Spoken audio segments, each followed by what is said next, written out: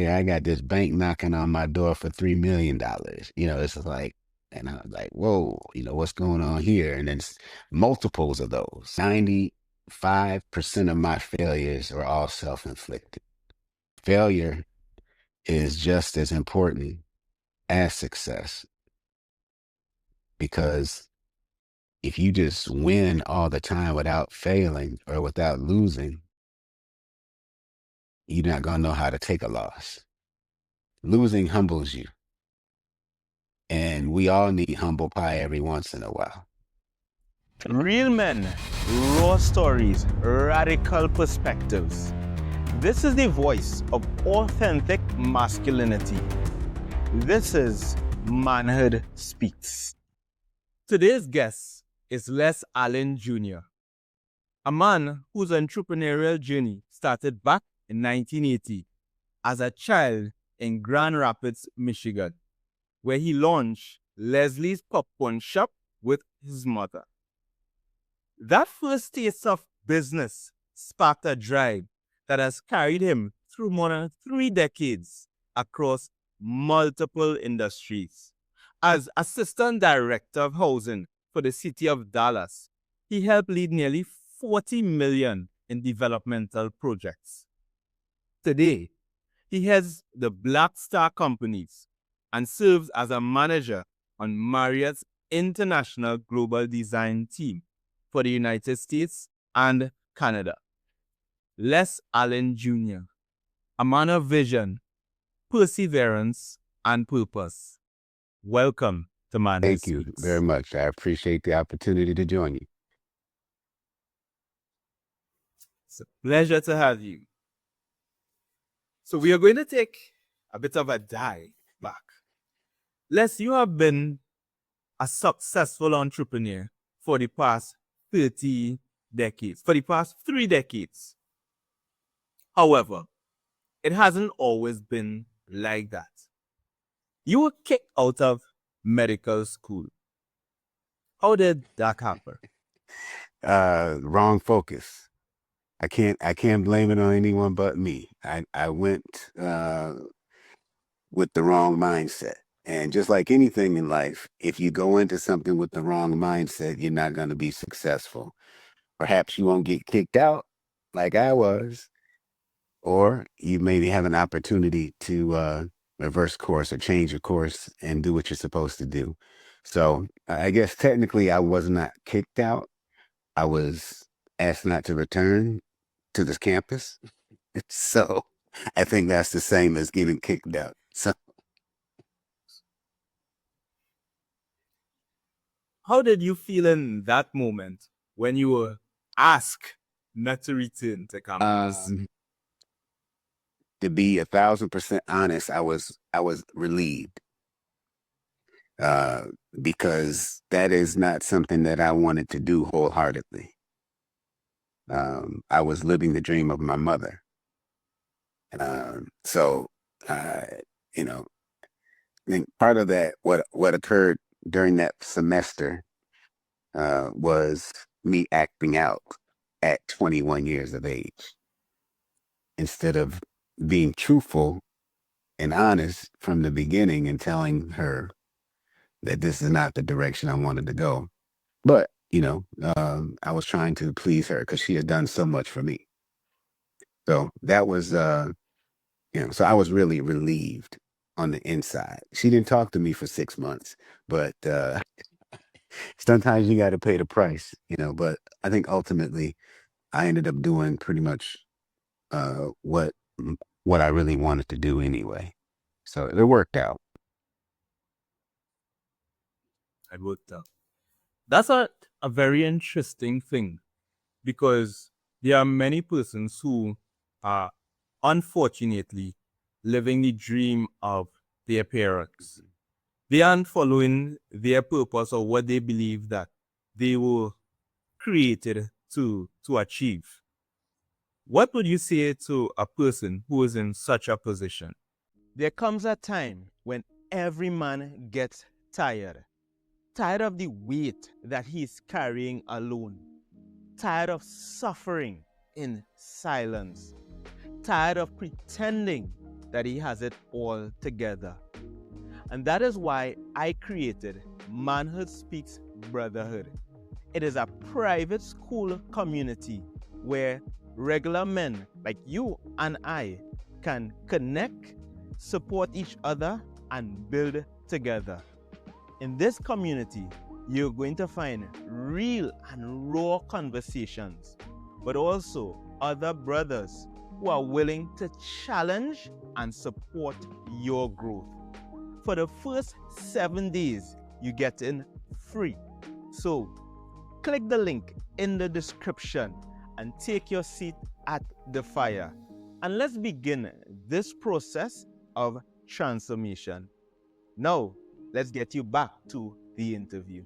I think it depends on where they are in age and in life. What I would say different things to different people depending on their situations. But of course, if they're in college, if I had an opportunity to do it again at 19, I would definitely have switched my major into what I wanted to do, which was building construction technology. But I didn't want to disappoint. If they're, in their 30s, and it depends on what they're into, I would tell them the same thing. If you have an opportunity, go ahead and switch gears now, rebuild yourself now. Then other than trying to live something that someone else wants you to live, because ultimately that won't last. You're going to do it as long as you can until you're fed up, and you're going to either self-sabotage or you're going to be sick internally for a long, long time because you didn't get a chance to do what you really wanted to do. And when you think about that, that's those folks that look back when they're 55, kind of in that range where you can't really change because you're stuck. And you say, man, I have some regrets. So I'm not the guy that believes in living life with regrets.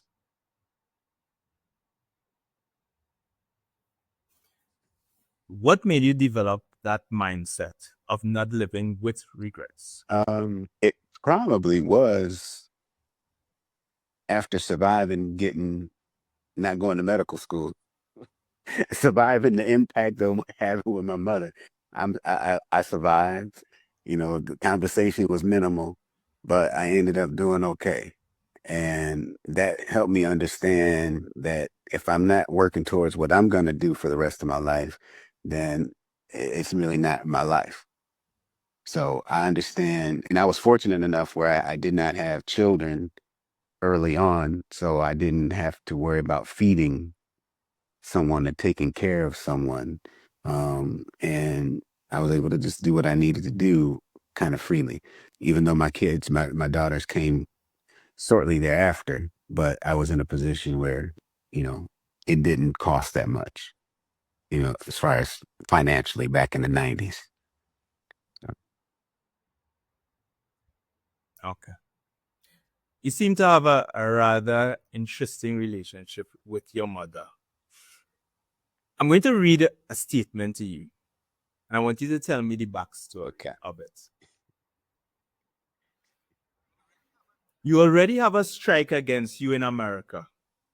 You can be black, fat, and stink. Choose one and wash yourself, boy. So it's the truth. And and I don't know if you count three, she pretended as though she gave me three options. But you think about it, can't change the color of my skin. So that removes one option. And then she told me to take a bath as second option. So the only thing that I had an option to change was being fat or not. So that was my mother. And, I love her and every lesson that she taught me. And later on, she taught me, and I learned through her lessons and through her mouth that she's going to say the things with love that when I get out in the streets, when they say it, there's no love to it. It's hate. So if I can't hear it from the person that I know loves me unconditionally, how am I going to deal with it when they start throwing bricks and sticks and stones in the street? So I always used to tell my boys, or other people in the other neighborhood, hey, fat boy, man, y'all got to come better than that. My mama called me fat, so you better come better than that. That don't hurt my feelings whatsoever, So that helped me build up some fortitude, uh, and get tough skin. Because in business, you need tough skin because people tell you no all the time. You got to be able to handle rejection. And, that type of training that she gave me, was almost SEAL training to, come up in life and not be able, and to be able to just brush off anything people may say about you. So what people say doesn't impact me at all. And I thank her for that. That's a very powerful mindset to have. Tell me about this experience. You are 8 years old and you wake up to find 38th President of the United States, Gerald Ford, in your living room. Tell me about that experience. It was like a Saturday night. So I went upstairs and went to bed already. And then, I hear grown folks downstairs in the living room. And so I'm being nosy, and what like woke me up. So I'm going downstairs in my pajamas to see what's going on. And sure enough, get downstairs and it's I can't call it a fundraiser. It looks like, from my eyes at that time, it was just a grown folks party, but everybody had on suits. Um, and there were white people there and black people there, but everybody was dressed up nice. So, I didn't think anything of it. I just went and grabbed my fat butt went and got some food and came back upstairs. So, I didn't think anything of it. And then, through the years, learning about what my mother was doing, the impact that she was making in the community, come to find out, it was, sure enough, it was, at that time, he was congressman, for it. And he represented our area, and he was at our house. Him and my mother were good friends. And shortly thereafter, she became the first Black woman to be the president of the Gerald R. Ford Republican Women's Committee. So, and the crazy part is she wasn't a Republican. She was. That's interesting. She was a community activist, and she taught me, and one of the other skills that she taught me was how to be a chameleon, how to don't get caught up on a term, because if your ultimate goal is to do X, sometimes you have to go where X is. And if you can't speak the king's language of X, you're not going to get very far.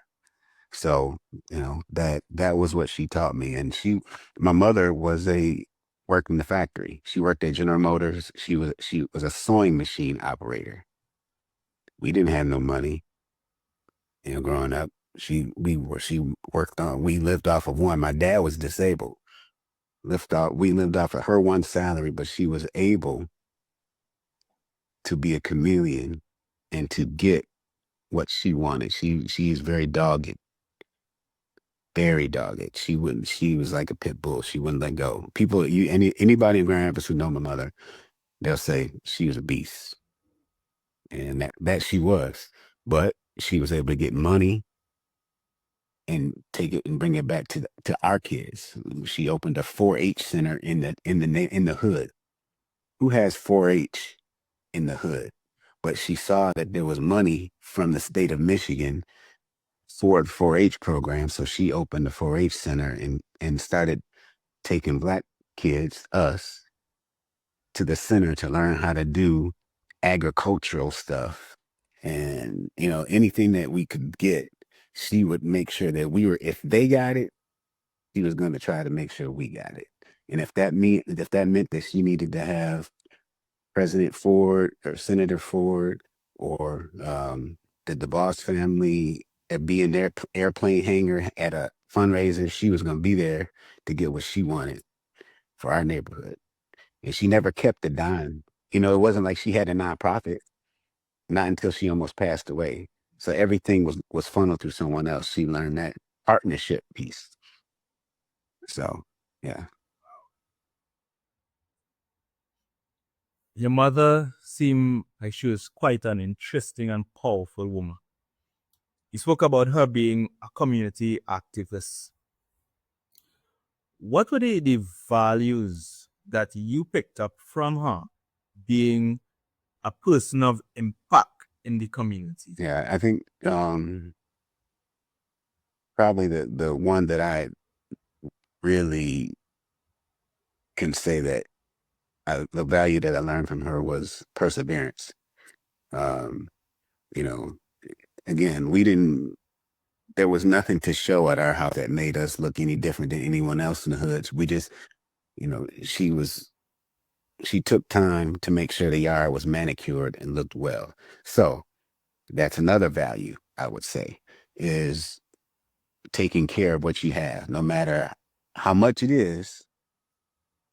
It was always going to be in the tip top condition. When you went by our house, it was going to be the gym. Like I said, one income, one factory worker's income. And I was out cutting the grass. If I had to get out there and dig with a shovel, I was digging. We had a koi. She put a koi pond at our house, a koi fish pond. We're in the hood. We had a koi pond, but it was her idea. Me and my dad out digging holes.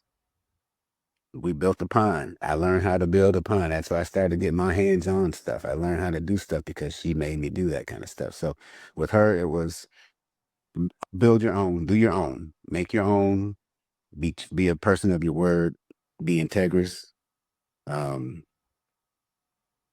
be flexible, so that not with your integrity, but flexible with your thought process. You can come off like her favorite word used to be dogmatic. You can be dogmatic, but that just sets the level, and then you can come down a little bit. It's negotiation. Those are the words, the things that she taught me, and of course, excuse me, the power of partnerships. She never tried to do anything on her own, and I think she realized where her shortcomings were. You know, and that meant, okay, if I want to get money for people and I don't have money, I'm going to go to the people who have money. And so she developed relationships and friendships with the people who have money.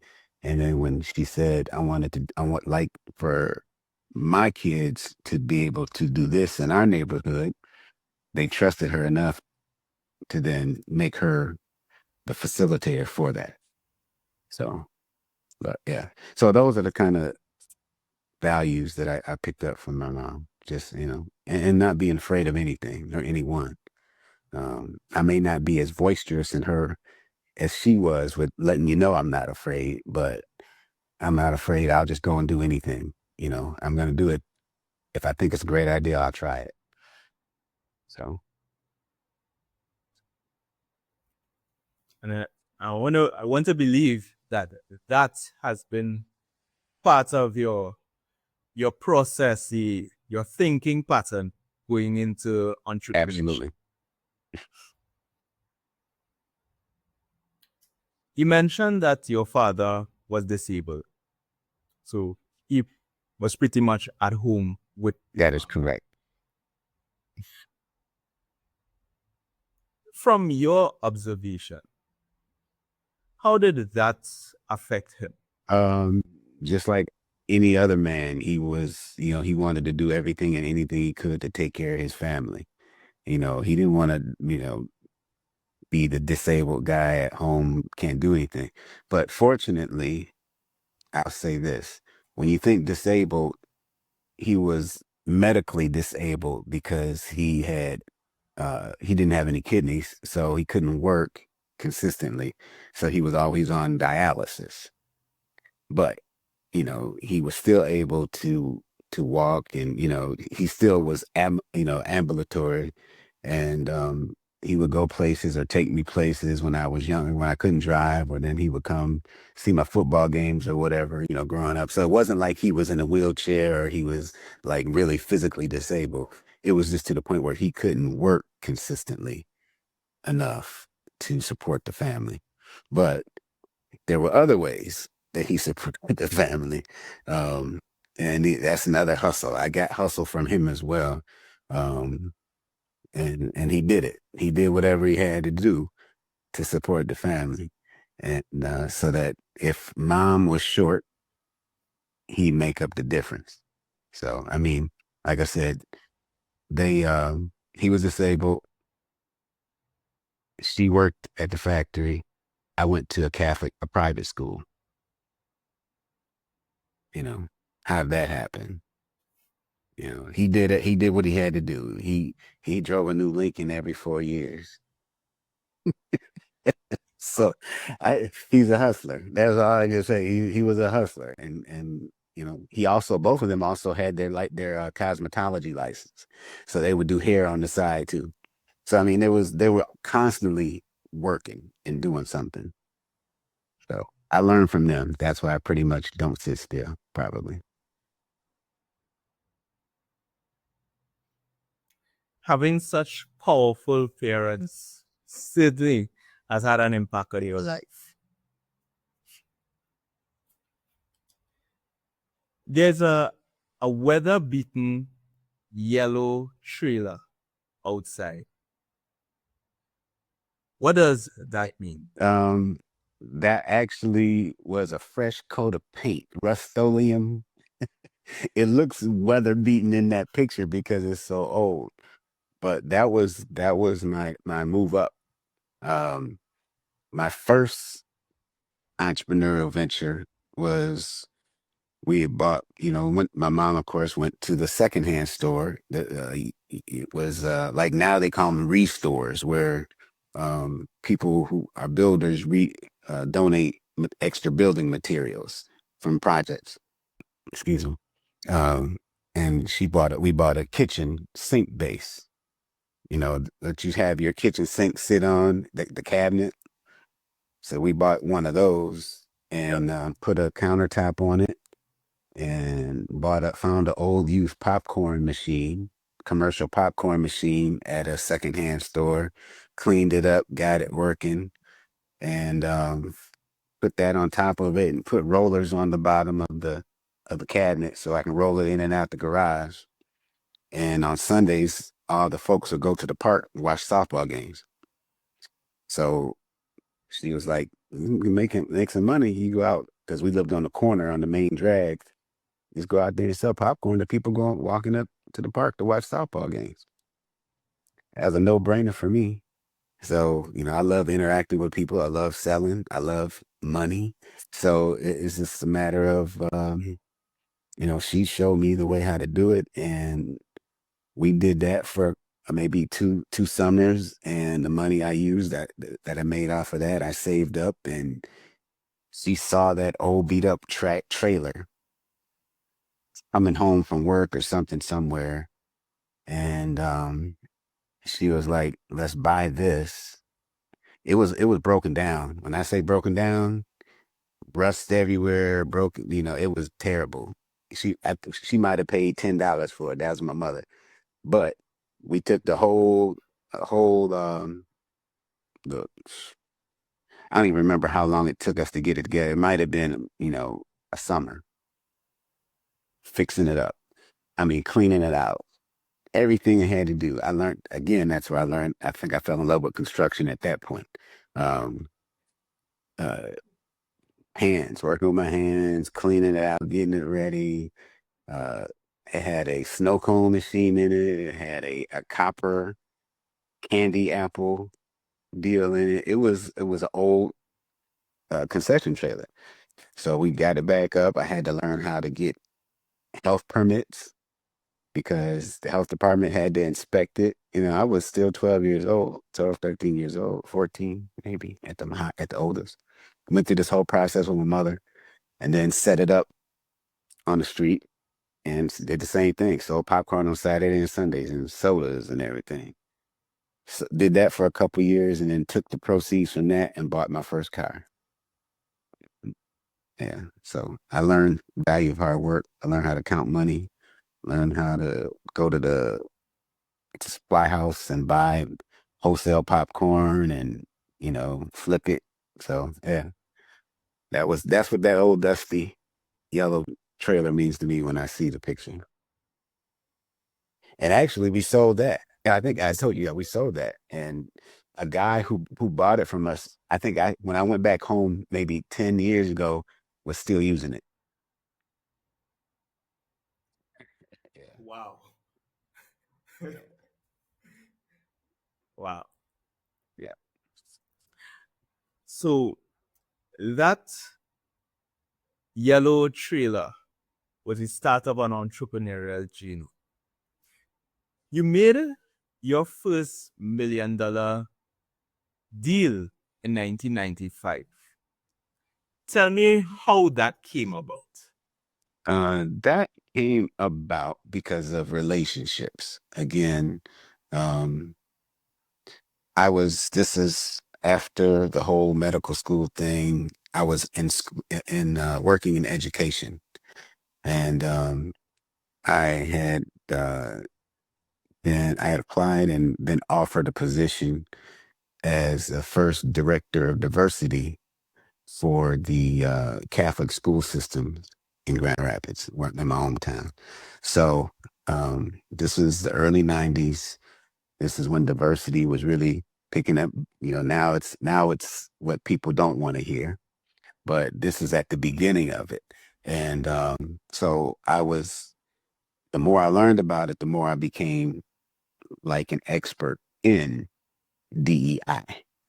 And I was in my early 20s. I had the Black bookstore at the same time. So I was getting conscious knowledge of myself, but also at the same time, I had the ability to interact with people, business owners, a lot of the kids, a lot of the families of the kids who attended those schools were the area's wealthy people.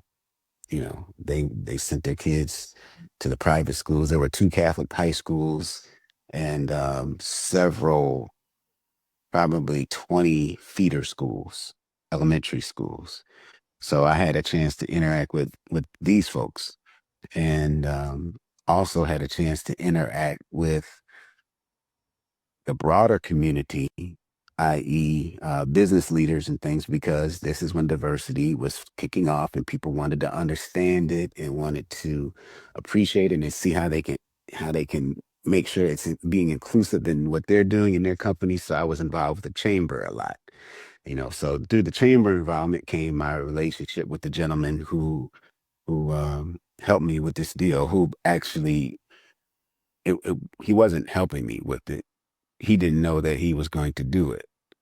Um, and we became good friends, meaning we would go out and have lunch, and he would ask me questions. He was an older white gentleman, and he would say, "Hey, so why this? So what's going on with this? And what's this?" And then it's my turn, so I hit him with the same punches. What's going on with this? Why not this? Why that? And and then one day I asked him in similar kind of these terms. I said, "So why do I have to drive? And anybody who lives where I live, why do we have to drive so far to get a Whopper?"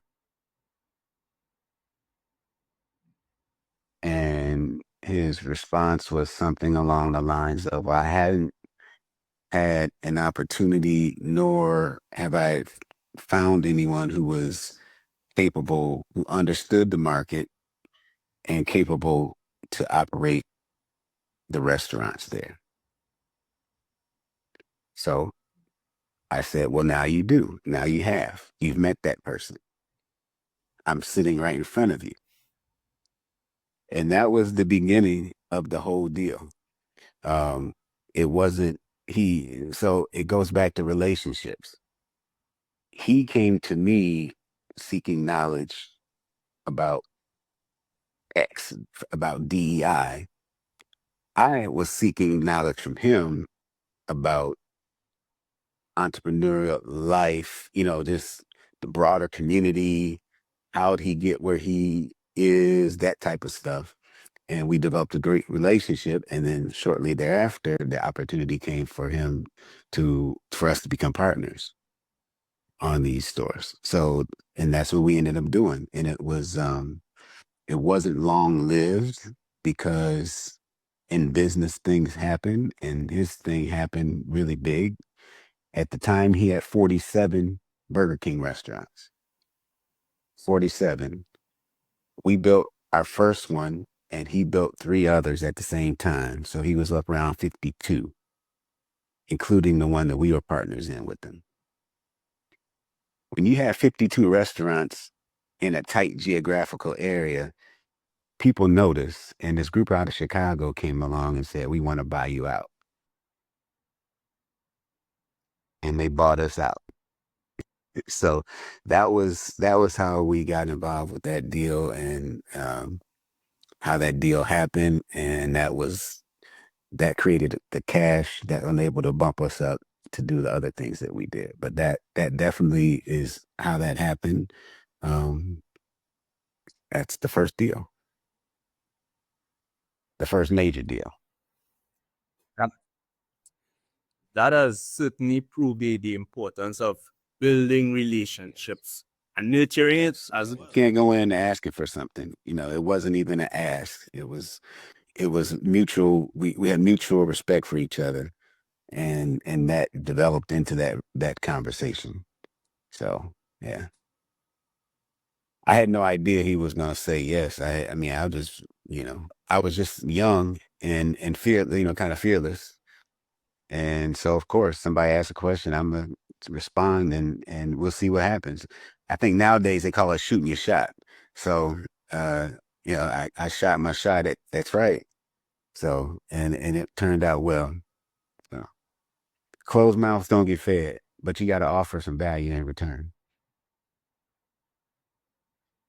So it's all about giving first before that ask or receiving. Yeah. You have to, and the timing too. Yeah. Yes.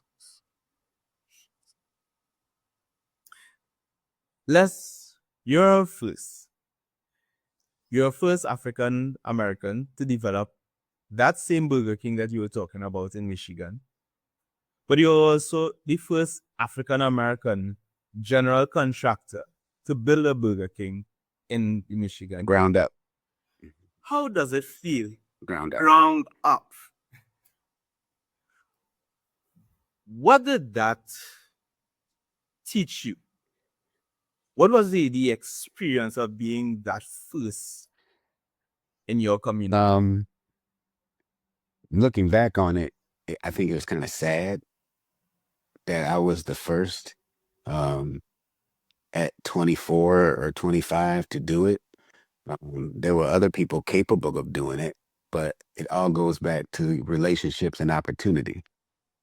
So I was fortunate enough to have that, to be presented with that opportunity, and be able to actually do it. Some folks, you can't. There's some things you can fake it till you make it in, and there's some things you can't. Building a building, a commercial building, a restaurant, with all the intricate pieces and everything else, plus that Burger King restaurant was 14 lots, meaning we had to assemble 14 tiny lots into one lot to make it big enough to handle that Burger King site. So there's a lot that goes on with all that. So that kind of stuff you have to be able to do.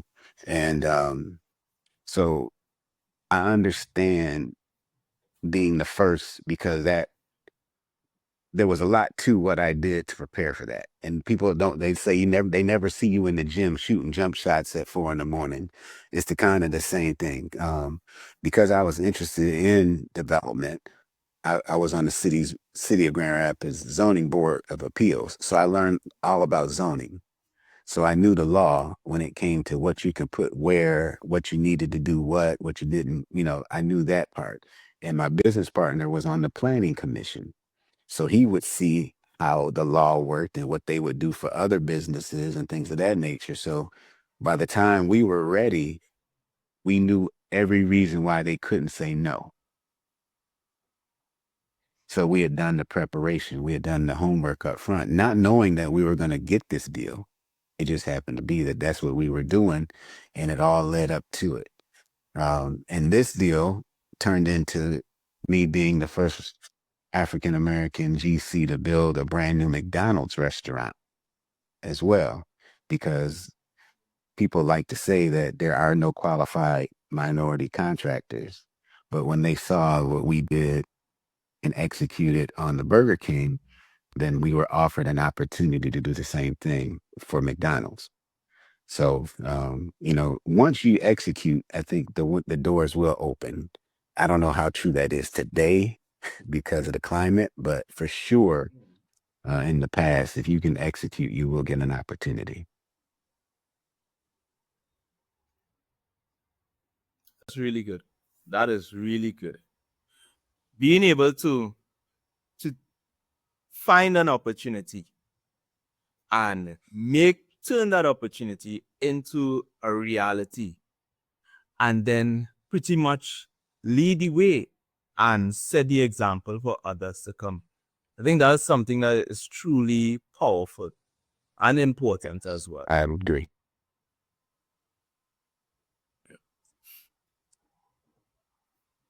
Ronald H. Brown. He was the first African American to serve as the U.S. Secretary of Commerce under then President Clinton administration. Your office building was named after him. Why did you choose to name your building after Ronald Brown? My partner and I, at the time, we wanted to honor him because this is right after the plane crash where he was killed. But we also recognized that we were doing something different in our city. We took an old hotel, 3-story hotel, and we were bringing it back to life and converting it into something good. It had been on our red light district street, and closed down, and it had been used for anything and everything. So we had an opportunity to purchase it. We purchased it, and we converted it into our office building and into office suites, so that anyone else who was an entrepreneur that wanted to have a real office but stay in the hood can do that. So, and we thought it would be a great opportunity if we would get the blessing of his family to name it in his memory. And so my partner at the time reached out. We had conversations, and they gave us the blessing to name that building after Mr. Brown, Secretary Brown. What was the importance of having your office building in the hood? It kind of goes back to what you said a few questions ago. It's always great to have a tangible example right there for you. We wanted to be so that we wanted to maintain our presence in the area so that when people drove down the street or little kids walked, it was actually a block away from the projects. So when those kids went to school or walked to the Burger King or walked to the McDonald's, all this was on the same strip, that they could see, okay, those are some young Black men who are doing that, you know. So they had options. We were told that we really didn't have options, but hopefully by them seeing us do that, they learned that they did have options, And at the end of the day, if we can I know I'd be happy if one of those folks that grew up in the neighborhood said, I got out because of what I saw you guys do, then that's all that matters.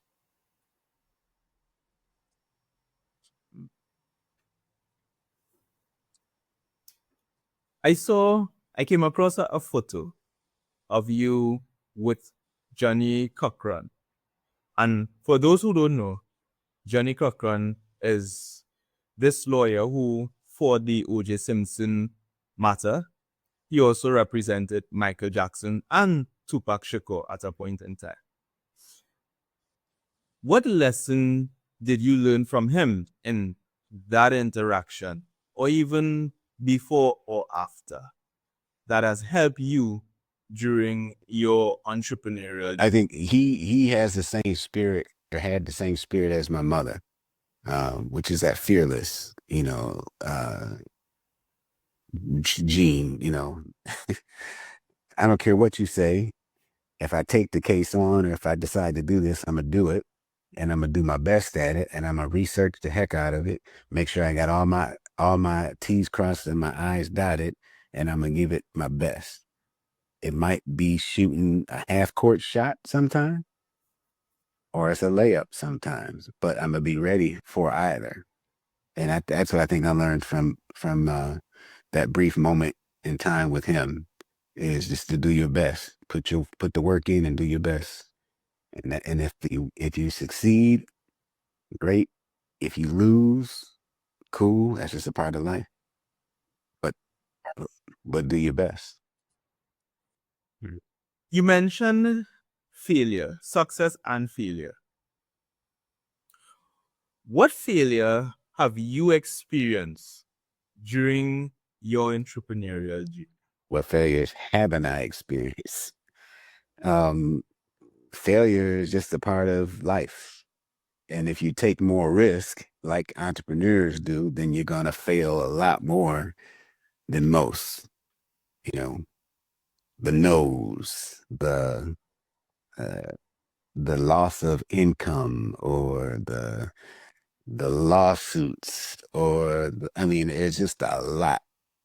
But you get to that point by either not doing what you're supposed to do, which most people they fail because of that, or you get to that point because you trying so hard to make something happen, and you do something above and beyond, or someone may get hurt on your property. It's just a lot of things that can cause failure. But I would say 95% of my failures are all self-inflicted. So it's also learning how to know if you screwed up. I screwed up. I did. I was too early with this, or I pressed too hard for that, or it's a lot of stuff comes with time. So 30 plus years in, I've learned a lot about timing. I say timing is a lot to do with success for many folks. But failure is just as important as success, because if you just win all the time without failing or without losing, you're not gonna know how to take a loss, and that might limit your winning. Because if you overreact from the loss, you may do something or say something, or something that will mess you up. So it's kind of like being humble. Losing humbles you. And we all need humble pie every once in a while. It's just life. That's my opinion. But, I think if I had won everything every single time I tried something, I would not be a person anyone would want to be around. Losing humbles you. And ever so often we need to eat that humble pie, as you said. Because humility is a major thing, especially as a leader. Take me back to that period in 2008, between that period of 2006 to 2008, when there was that massive economic crash. How did that affect your business? It killed me. It killed us. At that time, my partner and I, it killed us. We were multiple $1 million in debt, all tied to real estate. And it was murder. It was bloodbath. It was every everything that people can imagine and don't imagine, especially when you're, what's that, 27, 28, multiple $1 million in debt, people knocking on you're calling your office. I mean, you think about people hiding from the cell phone collector for $400. Yeah, I got this bank knocking on my door for $3 million. This is like, and I was like, whoa, what's going on here? And then it's multiples of those because we had multiple properties with restaurants on them. We developed them and we leased them to the restaurants. And once the restaurants stopped paying and we ain't got no money to pay the note, and it's a lot. So it's just a big, it was a big domino effect. It was crazy. It was a crazy time, but I'm still here. I'm better for it. My old business partner, he's still here. We're all better for it. We learned tremendously what not to do and what to do. We learned who our friends were and who our friends are. There's a lot that you learn when people are publicly kicking you down the street, when no one else was making the moves that we were making. And it wasn't just for us, we were doing it in the community. So there's a lot that you find out. You just know and you learn a lot. And I'm glad I was able to experience that because it was humble pie. You know, I had to go and get a job. It was really humiliating, but I needed it. You know, I was doing things I didn't need to do at that time, but you learn. I didn't need that 500 SL. It's just all that kind of stuff that you learn about when you go through stuff. But that wasn't the reason that, we had the financial problems. The issue was it was the greatest real estate market crash since the Great Depression. And we just happened to get caught in it with a lot of commercial real estate. So in the hood.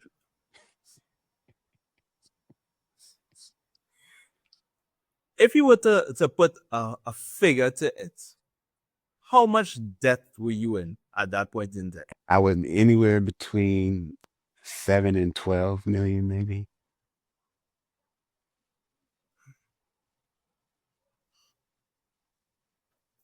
What was that feeling? What was the feelings that came up while you were going through that process? I mean, you were successful before, you had all of these $1 million properties, and now you are rock bottom, having to go and get a job, ducking and hiding from people that you are owing. Yeah. What was that feeling? Well, I would say maybe I was too dumb, but I wasn't ducking and hiding because, I was able to go into their offices and have meetings with them and talk about our plan and how we were going to handle it and we were going to do. I think I was, I was almost numb at that point because it was numbers. Um, it was such a high number. No way I was going to be able to work this out, without some type of workout plan. And also I was going through a divorce at the same time. So my mind really wasn't on business effects or business stuff. So I think where that may have crushed some people if all you had was business, but you got to think I was getting hit with an ollie right and an ollie left at the same time. So, so, and it is what it is. But guess what? I can wave to you and say I'm still here. But I learned a lot, and that's key is being able to share those lessons that I learned going through that. Because it wasn't it wasn't easy by far. But I know one thing: nothing really bothers me at this point financially. what did you do to manage your mental health during that period? Going through a divorce on one hand, and then all of this upheaval in the business sector. How did you manage your mental health? I also owned a nightclub at this time. So that was how I managed my mental health. And we'll keep going. It was distractions. Would you recommend that approach, having gone through that experience? And let's say another man is in that position now. Would you recommend that approach? Or what approach would you recommend if you don't recommend that approach? I would say, now again, knowing things a little differently, doing things differently, you definitely want to handle things better. But I think distractions helped. Meaning, if I could choose working out as a distraction that helps you, then I would choose that type of distraction. Going through that, because for me at least, it's if I'm on the treadmill, my mind, I'm usually not thinking about anything that's not at this point in my age. I'm just thinking about life. I'm loving it. I don't, there's no reason I should be here according to all the statistics, of coming up in the 90s. There's no reason. And all the things that I've done and all the stresses I've had and being overweight for so long and all the things, so I'm on a different space. But I would say if I were that same young man that I was then, I would just choose to do some different types of distractions to keep my mind off of that. That didn't involve potentially hurting other people. July the 12th, 2015. What does that date mean? That's my rebirth day. That's that I'm born in December, so that day is when I learned that I had diabetes because of stress and obesity. So that was the day that I almost died. Diabetic coma.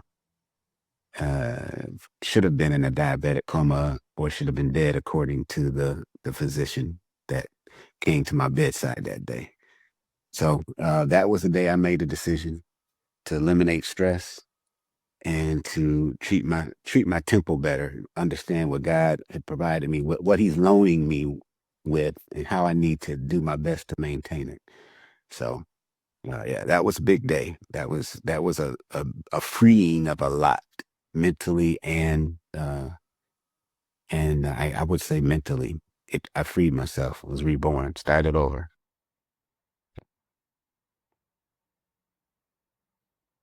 I guess it's good that ever so often we reset that clock. We press reset on our lives. Right.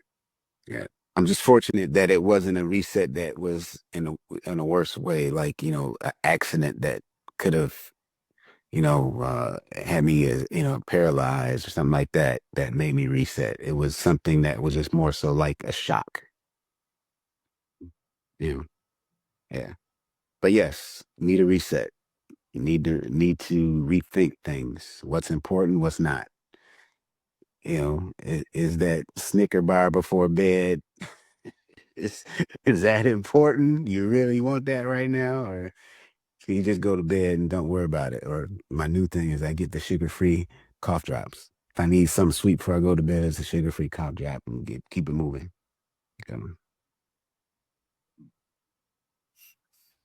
I saw a quote somewhere that said, it is usually, I know that I'm butchering this quote here, but it goes along this line that we usually don't pay particular attention to our lives until we get that signal from death, until we see death coming.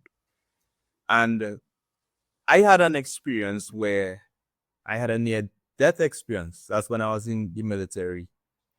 And I was going on a particular path in terms of living a lifestyle out having multiple relationships.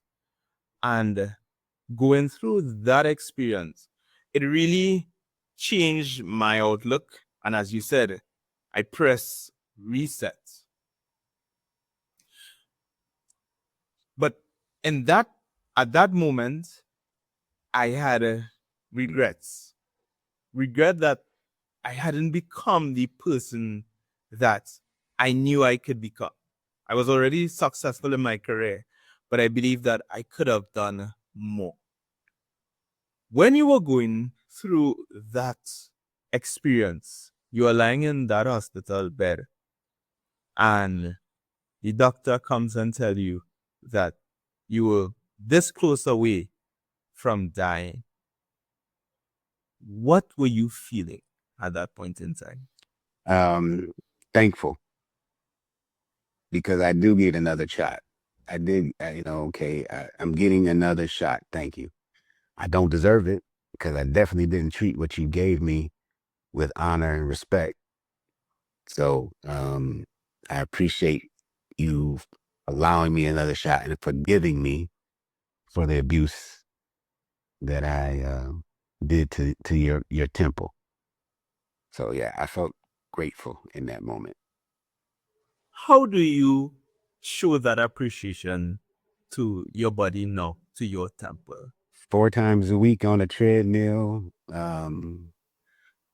I still eat kind of bad, but it's not the way I used to eat. It's a lot different. I'm still 10 to 15 pounds lighter than I was in college. So I kind of keep my measurables. I can, if I'm trying to look like a sausage, I can wear some 34s easy. So there's some things that I do amongst when I'm with myself, and I said, I'm gonna put these 34s on and see where I'm at. Ah, okay, I'm gonna put my 36s on because I just want a little more, room to go. But I look at things from that perspective. So I try to take care of myself. But I do have when I do let myself go, I get on that scale and I'm like, okay, that's it. Come on back down. Get yourself to reality. No, hook or crook, however you got to do it, get back down. I I learned that from my mother to do whatever you got to do. You know, can't be fat, black, and stink.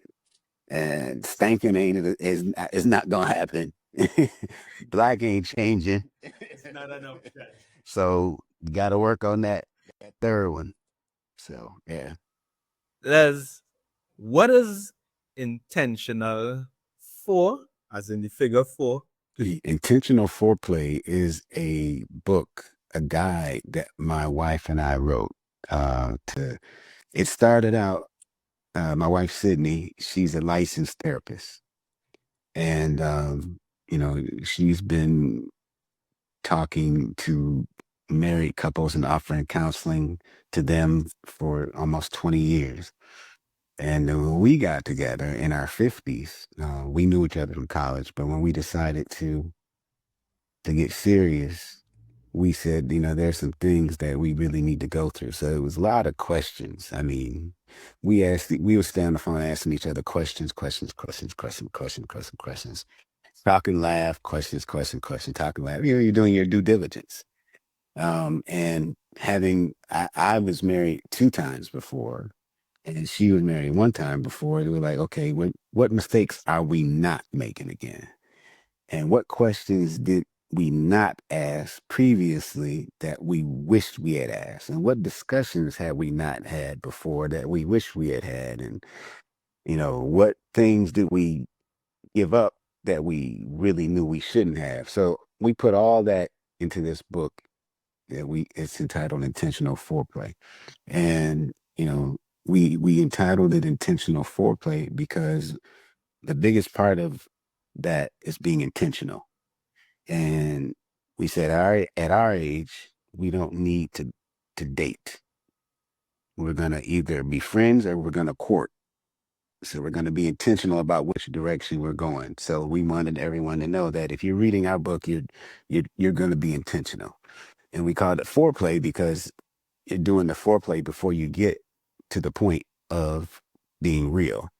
So we hopefully that would open people's eyes and make them wonder what it is. But yes, we're actually you're doing what you do before you do what you do. And we want you to be intentional about it. And so here it's a guidebook. So there's probably 100 questions after each chapter that you can go back and forth with the person that you're talking to and have those hard discussions, things that people don't think about. Of course, people talk about, oh, is your credit score good? And do you have a job and how much you make and all that? But I want to know, is there mental health issues in your family? Um, you know, uh, you know, uh, yeah, what's your dad do, or what did he do, or what's your blood type, and all the type of questions that you want to ask people about, as and they're leveled up questions. So there's like questions you ask on the first date, the he's, the ha-has, and then as you get into those multiple meetups and exchanges, the questions get deeper and deeper and deeper, so that hopefully by the time you get through the guidebook, you can make a well-informed decision. One of the things that I talked about in the book was we spend more time doing our due diligence on vehicles that we're going to buy, a car that we're going to buy, than we do with the person that we end up marrying in some cases. So we're going to look under that hood, kick all the tires, drive it, test drive it, go do some research online, come back, find out what the average maintenance is on it annually, da da da da da. Do all that due diligence up front before we make a purchase. But if we sit down with the person that we say we want to be with, we say, well, you know, um, do you like uh, you're asking questions like, what do you like to eat? That's simple, but I would just say, I'm trying to think of one of the more in-depth questions, but it's all about, is there mental health issues in your family? Or do you spank? Or, what's your alcohol consumption like? Those are kind of the things that you'll see when you hang out with people. But if you don't see, you want to ask, how often do you want to have sex? Or what is you start asking those questions, because everything in the beginning is joyous. But then as it goes on, you have to understand where things are going to be, where they're going to line out. And you're hoping that people are honest enough to know that. What are your non-negotiables? We talk about that in the book, a lot. Because again, at my age, there's certain things I'm doing, certain things I ain't putting up with, and I need to let that person know. If you fit into any of those, we might as well just be friends, because I'm not going to waste my time. So it's very intentional. And we wrote it for our kids, really, because I have 2 daughters, Sid has 2 daughters and a son, but we wanted them to be able to go through and have a guidebook when they're getting in their serious relationships, some questions, so that they don't have to make the same errors we did when we were in our 20s. So that's intentional foreplay. Where can someone pick up a copy of Intentional Foreplay? Barnes and Noble, any of the bookstores, you can get online. You can go to our website, intentionalforeplay.com, and order it there. We have the e-versions and we have the paperbacks as well. So, and we have an IG page, intentional foreplay. I have a quote here, Les. You're a successful man. And this quote is from Albert Einstein. Try not to become a man of success. Rather, become a man of value. What does that mean to you? That's my whole business model, value. Again, I deal with a lot of partnerships and relationships. So for me, being even in marriage, same thing, partnership, you have to bring value to anything you're doing. So if I'm coming to you and I can't do it all on my own, or even if I'm coming to you as a potential, if you have a project, you have a house that you want me to build, I'm the contractor. I have to bring value to you. I have to bring my track record. I have to bring my this in order for you to entrust me with that opportunity. And what I always talk about with people I'm interested in doing business with is that it be a mutually beneficial value proposition. We're both gaining from the exchange. So that is what that means to me. That quote is always be of value and always exchange value. There's no freebies at all. It's that win-win mindset. I win, We we win. win. We win. That's right. I win. That's right. Les, what would you want your legacy to be? Mm.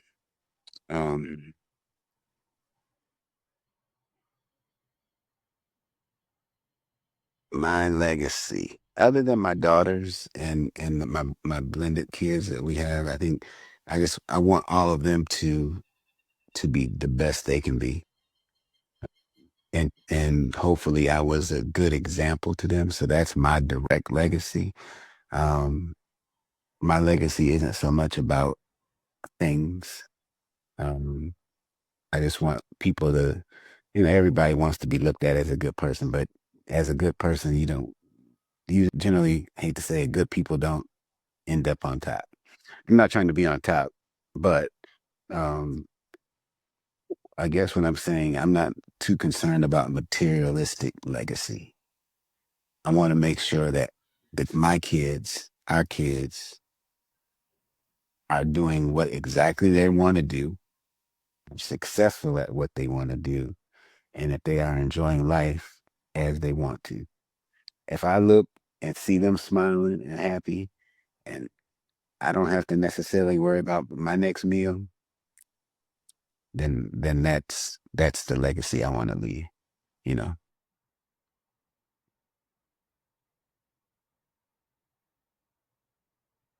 Les, this has been a really eye-opening and powerful conversation. If people want to connect with you, how can they do that? On Instagram, it is Rebuild with Les Allen. Um, Facebook, it's Rebuild with Les Allen. So everything is just at Rebuild with Les Allen. That's my tags on social media and YouTube. And we'll start there.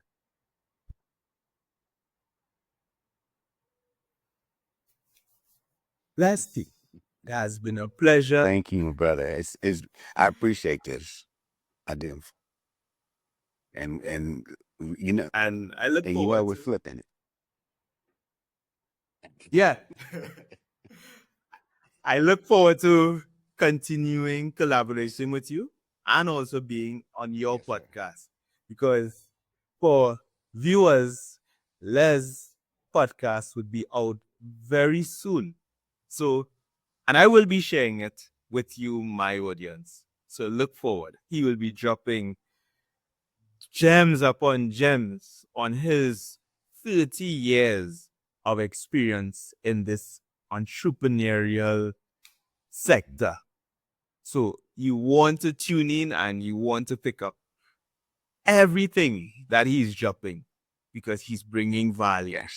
Because as he said, he believes in that quote to be a man of value. Absolutely. Absolutely. Thank you again, my brother. I appreciate you. And again, look forward to collaborating with you as well. Definitely. Take care. I just want to say thank you for checking out the entire episode. Manhood Speaks is a space where regular men like you get to share their experiences so that they can inspire other men. If you wish to be a guest on this show, just send me an email at manhoodspeakspodcast@gmail.com. And I want to ask you to consider subscribing. When you subscribe, You are not just simply subscribing to another YouTube channel. You are becoming a part of a revolution. You are joining a community of brothers, men who are redefining what it means to be a man in modern society today. So subscribe, and I will see you in the next interview.